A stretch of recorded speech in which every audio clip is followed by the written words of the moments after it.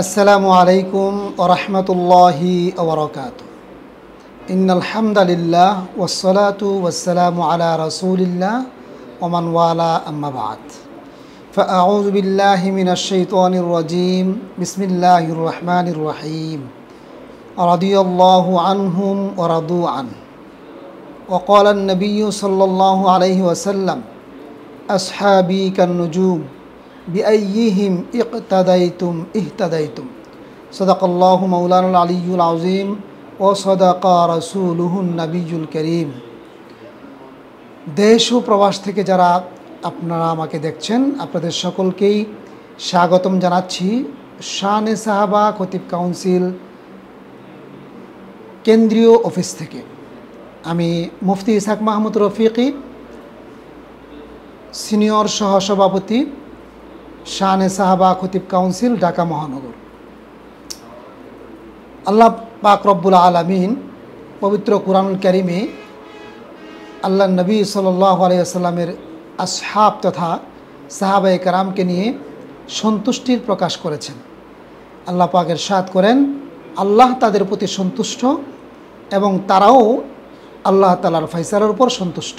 আলহামদুলিল্লাহ। আল্লাহ নবী সাল্লাল্লাহু আলাইহি ওয়াসাল্লাম ইরশাদ ফরমান, আমার সব সাহাবী আসমানের তারকার মতো। তাদের যে কোনো একজন সাহাবীকে যদি কেউ অনুসরণ করে তাহলে সে হেদায়েত প্রাপ্ত হবে। সুবহানাল্লাহ।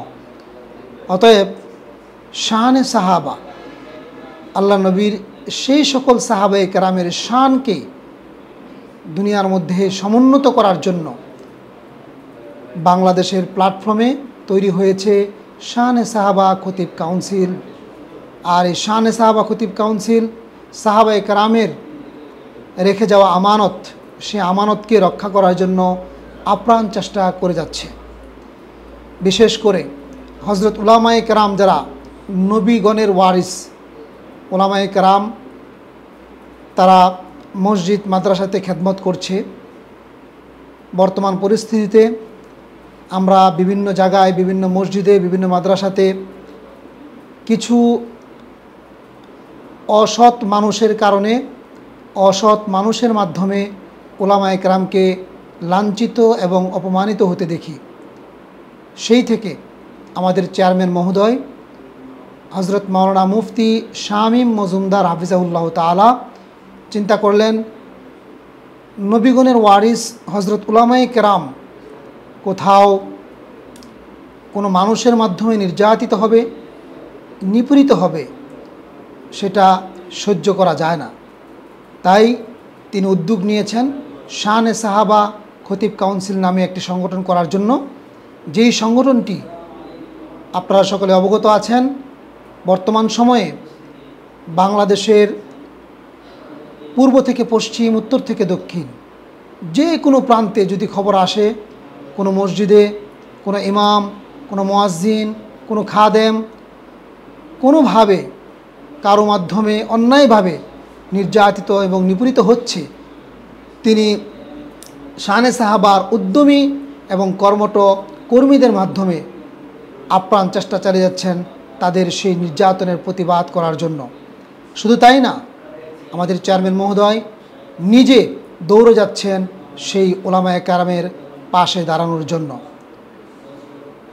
আর আমরা আলহামদুলিল্লাহ আল্লাহ পাকের কাছে অনেক শুকরিয়া আদায় করছি এই জন্য যে অনেক চেষ্টা করে বিভিন্ন জায়গার বিভিন্ন উলামায়ে কেরাম, ইমাম, খতিব এবং মুয়াজ্জিন সাহেব যারা নির্যাতিত নিপীড়িত হচ্ছেন তাদের পাশে আল্লাহর মেহেরবানিতে আমরা দাঁড়াতে পেরেছি এবং তাদের নির্যাতনের সেই প্রতিবাদ করে তাদের অধিকারটুকুকে আমরা তাদের কাছে পৌঁছে দিতে সক্ষম হয়েছি আলহামদুলিল্লাহ।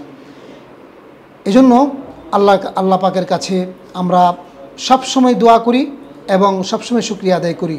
প্রিয় দেশবাসী এবং যারা আমাকে দেখছেন এবং পরবর্তীতে দেখবেন, আপনাদের সকলের কাছে শানে সাহাবা খতিব কাউন্সিল বাংলাদেশ যে কার্যক্রম করে যাচ্ছে তাদের জন্য দোয়া চাচ্ছি, এই সংগঠনের জন্য দোয়া চাচ্ছি এবং শানে সাহাবার যে কোনো ভালো কাজগুলিকে আপনারা সাপোর্ট করে যাবেন এবং মন্দ কাজগুলিকে পরামর্শের মাধ্যমে সংশোধন করার সুযোগ করে দেবেন ইনশাআল্লাহ তাআলা। আপনাদের পরামর্শ এবং আপনাদের সৎ উপদেশ নিয়ে আমরা শানে সাহাবা খতিব কাউন্সিল সামনের দিকে এগিয়ে যেতে চাই। আজকে আলহামদুলিল্লাহ আমরা এসেছি সব গুজারির জন্য কেন্দ্রীয় অফিসে, এবং আগামী বছরের জন্য আমরা শানে সাহাবা খতিব কাউন্সিল বাংলাদেশের জাতীয় কমিটি গঠন করার জন্য আজকে বিশেষ পরামর্শ হচ্ছে। রমজান মাসে এই সব গুজারিতে আমরা বিভিন্নভাবে আমাদের চেয়ারম্যান মহোদয় সহ যারা নির্বাচনী কমিটিতে যারা আছেন তাদেরকে আমরা পরামর্শ দিয়ে যাচ্ছি। আল্লাহ পাক রব্বুল আলামিনের কাছে দোয়া চাচ্ছি আল্লাহ তাআলা যেন আজকের এই পরামর্শের মাধ্যমে এমন একটি টিমকে সাহাবায়ে কেরামের শানকে সমুন্নত করার জন্য এবং সাহাবায়ে কেরামের মর্যাদাকে সমুন্নত করার জন্য তাদের রেখে যাওয়া আমানতকে মানুষের দ্বারে দ্বারে পৌঁছে দেওয়ার জন্য আমরা যেন সুন্দর একটি উদ্যমী, কর্মঠ, সৎ, নিষ্ঠাবান এবং স্বেচ্ছাসেবী একটি টিমকে আগামী দিনে বাংলাদেশের ওলামায়ে কেরামের খেদমতের জন্য নিয়োজিত করতে পারি। এজন্য আল্লাহর কাছে এই শেষ রজনীতে আমরা দোয়া চাচ্ছি। আল্লাহ পাক আমাদেরকে কবুল করুন। আল্লাহ পাক আমাদের সকলকে ওলামায়ে কেরামের মর্যাদা মান রক্ষা করার জন্যে আমাদের জীবনকে উৎসর্গ করার তৌফিক দান করুন। যেমনটি হজরত সাহাবায়ে কেরাম তাদের জীবনকে এই দিনকে প্রচারের জন্য, এই ইসলামকে সমুন্নত করার জন্য তাদের জীবনকে বিলিয়ে দিয়ে গিয়েছেন, আমরা যেন তাদের সঠিক উত্তরসূরি হতে পারি সেই তৌফিক যেন আল্লাহ তাআলা আমাদেরকে দান করেন। এই দোয়া কামনা করে আজকের মতো অভিব্যক্তি এখানেই শেষ করলাম।